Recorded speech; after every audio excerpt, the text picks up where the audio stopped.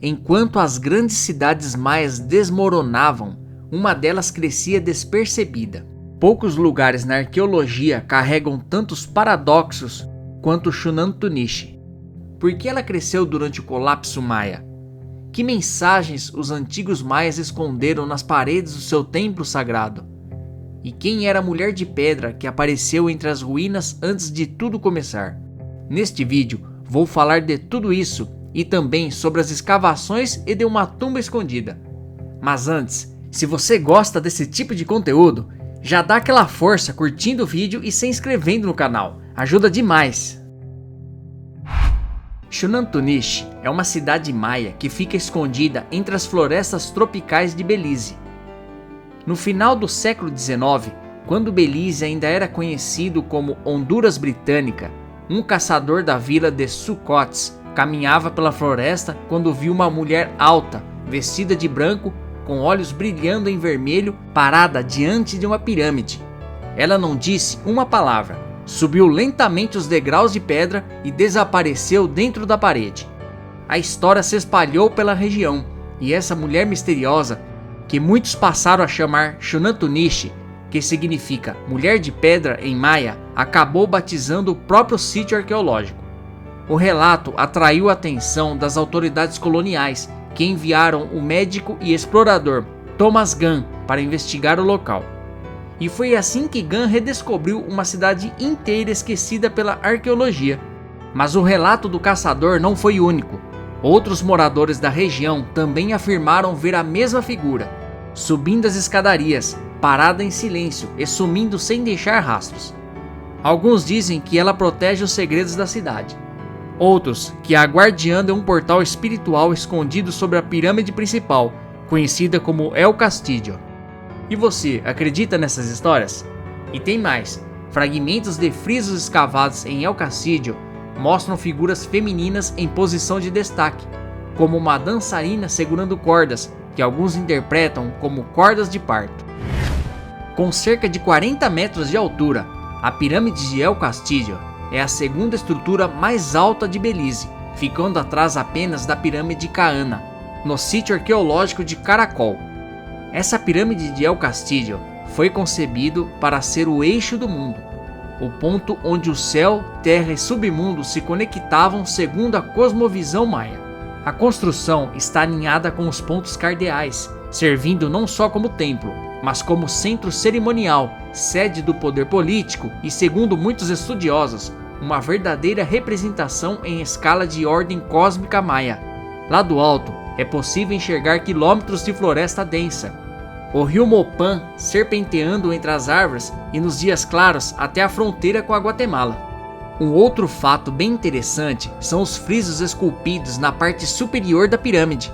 Em 1996, para proteger os detalhes originais, uma réplica em fibra de vidro foi instalada sobre os fragmentos reais, que continuam enterrados cerca de 1 metro abaixo da superfície. Ali estão representações do deus do sol, figuras divinas com máscaras cerimoniais e até mesmo elementos astronômicos como o planeta Vênus, todas esculpidas em estuque com riqueza de detalhes. Falam muito das 13 portas de El Castillo. Muitas publicações populares afirmam que existe sim, e que essas portas representariam os 13 níveis do céu maia, uma crença espiritual fundamental dessa civilização. No entanto, as evidências arqueológicas não confirmam essa ligação com precisão. Embora a estrutura seja sim rica em simbolismos cosmológicos, a contagem exata das portas como representação dos níveis celestes pode ser uma interpretação moderna, uma tentativa de encaixar um conceito espiritual em uma estrutura física. No final do século VIII, um fenômeno estranho começava a acontecer na Mesoamérica. As grandes cidades maias estavam ruindo. Palenque, Copán, Tikal, todas entravam em colapso.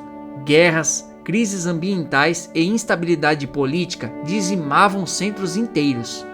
Mas enquanto isso, Xunantunishi estava florescendo. Entre os anos 800 e 900 d.C., quando outros reinos eram abandonados, Xunantunishi seguia na contramão, expandia suas praças, erguia templos e finalizava a construção de El Castillo. Uma teoria para a resistência dessa cidade é que Shunantunich se aproveitou do colapso alheio. Antes vassala do poderoso reino de Naranjo, a cidade teria ascendido após o enfraquecimento de seu senhor. Com o vácuo de poder na região, suas elites locais puderam assumir o controle político e comercial, investindo em grandes obras e acumulando prestígio. Além disso, seu trabalho relativamente menor pode ter sido uma vantagem. Cidades muito grandes, como Tikal, eram mais vulneráveis à exaustão de recursos e à pressão populacional. Já Shunantunich, com uma localização estratégica no vale do rio Mopan e perto da atual fronteira com a Guatemala, talvez tenha conseguido manter trocas comerciais vitais e evitar confrontos diretos. Mas por volta do ano de 900, a cidade foi subitamente abandonada. E aqui entra mais um mistério. Enquanto o colapso de outras cidades foi gradual, com indícios de decadência política, fome ou guerras prolongadas, o fim de Shunantunich parece ter sido rápido, quase instantâneo. Será que foi um terremoto? Essa é a hipótese do arqueólogo Euan Maqui, baseada em evidências de dados estruturais visíveis em partes superiores de El Castillo. Trincas, deslocamentos de pedra e colapsos parciais sugerem que um tremor de terra pode ter sacudido a cidade violentamente, forçando o abandono imediato. Depois de mais de um século de escavações em Shunantunich, poucos imaginavam que algo realmente novo ainda pudesse emergir das pedras antigas. Mas então, em julho de 2016, os arqueólogos escavavam uma escadaria próxima a El Castillo e encontraram uma tumba real intacta. Oculta sob o solo por mais de 10 mil anos, a câmara funerária tinha cerca de 4,5 metros de comprimento e abrigava o esqueleto de um homem jovem, entre 20 e 30 anos. O exame dos ossos mostrou que ele era forte, atlético, possivelmente um líder militar ou governante. Junto ao corpo havia ossos de onça e veado, colares de jade, a pedra mais sagrada para os maias, lâminas de obsidiana, dezenas de vasos cerimoniais e pontas de lança. O túmulo, ao contrário da maioria das tumbas maias da época, não foi adicionado a uma estrutura existente. Ele foi planejado junto com o edifício, como se o próprio templo tivesse sido construído em torno da morte de alguém muito especial. Ao lado da tumba, os arqueólogos encontraram 2 painéis hieróglíficos que, ao serem traduzidos, revelaram pertencer à temida dinastia da serpente, também conhecida como Ka'anun. Esses painéis completavam uma narrativa que havia sido fragmentada por séculos.